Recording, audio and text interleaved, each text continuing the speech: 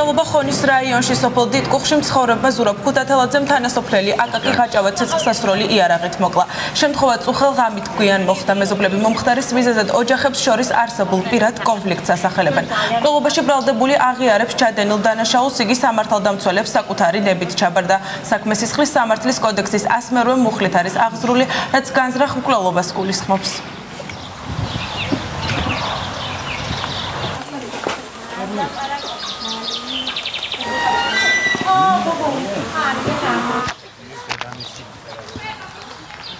ავტომატის მაიგები გედა გევიქეცი და დახვთაი მეტი არაფერი არის.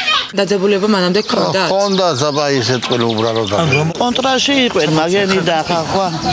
რა ვიცი, მე ხალის თაობაზე იყო მანქანე და მე შერიგდნენ და ახლა რა მოხდა რა ვიცი. შეჩერდა 6 თვეა. არაფერი არ იყო ახლა შერიგებას აპირობდა ბიჭი ცოლისას და ახლა რა მოხდა და ვინ გაახელა თუ რა იყო.